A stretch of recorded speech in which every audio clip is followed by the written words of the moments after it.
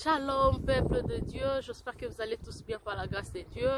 Et moi aussi je me porte bien, le Seigneur me fait grâce. Je viens nous parler de la prière. La prière est une arme que nous devons toujours utiliser, c'est très important. Mais je veux quand même souligner une chose aussi importante que nous négligeons parfois ou certaines personnes négligent parfois dans la prière.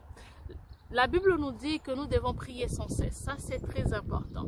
Nous devons à chaque fois prier, peu importe le problème, la situation, peu importe la réponse de Dieu dans nos problèmes. Parce que parfois, nous avons toujours l'habitude de prier lorsque nous avons besoin de quelque chose auprès de Dieu. Mais nous oublions aussi que nous devons à chaque fois prier. Prier sans cesse veut dire... Quand j'ai un problème, je prie. Quand j'ai la solution de ce problème, je prie. Quand je me porte bien, je prie. Quand tout va mal, je prie. Je dois toujours prier.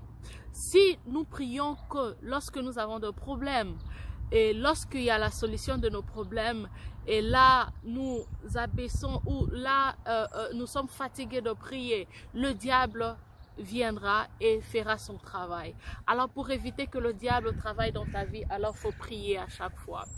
Et ce que je veux nous parler, c'est quoi dans la prière? La prière est très importante, oui, est très importante, oui. Mais la prière est une arme. Je ne veux pas dire que c'est une chose, mais la prière est une arme. Quand on parle de l'arme, nous voyons ce qui peut tuer de choses, ce qui peut combattre de mauvaises choses. La prière, c'est une arme qui combat l'ennemi, qui combat le diable, oui. La prière change les choses, oui. La prière change les circonstances, oui. La prière change les situations, oui. La prière change tout ce que nous pouvons ignorer. La prière peut tout faire. Mais ce que la prière doit changer en premier lieu dans notre vie, c'est d'abord nous. Ce que tu dois retenir est que si la prière est capable de changer les circonstances, de changer les situations, de changer le problème, d'apporter des solutions, si la prière a cette capacité de tout changer dans ta vie, donc la prière a aussi la capacité de te changer. La prière, avant que la prière change d'abord tout ce que tu as besoin, tout ce que tu désires, tout ce que tu demandes à Dieu, la prière doit d'abord te changer. C'est très très important. Comment la prière doit d'abord te changer? Si je vois ou si nous lisons la Bible dans le livre de Matthieu 6, là où le Seigneur Jésus nous parle de la prière de notre Père, il a montré une prière efficace aux disciples, ce que nous appelons la prière de notre Père. Cette prière n'est pas seulement une prière simple, cette prière est une adoration, cette prière est une déclaration, cette prière est une déclaration de la repentance, cette prière est une, pour ne pas faire des tautologies de prière, cette prière est la repentance de tout croyant, la repentance de toute personne qui vient auprès du Seigneur. Comme je viens de le dire, c'est une prière de l'adoration. Nous adorons le Père, nous reconnaîtrons qu'il est notre Père et nous faisons aussi la confession de nos péchés et nous déclarons aussi de choses merveilleuses dans nos vies et nous demandons aussi à Dieu de choses. Et dans cette prière de notre Père, nous demandons le pain quotidien qui est Jésus. Le pain quotidien que Jésus nous parle dans ce passage, ce n'est pas le pain que nous mangeons, mais c'est ce que nous avons besoin chaque jour de notre vie chrétienne. C'est le pain de vie. Et lui-même, Jésus dit aussi dans le livre de Jean, il dit que je suis le pain de vie. Jésus est le pain de vie. Et nous devons consommer ce pain.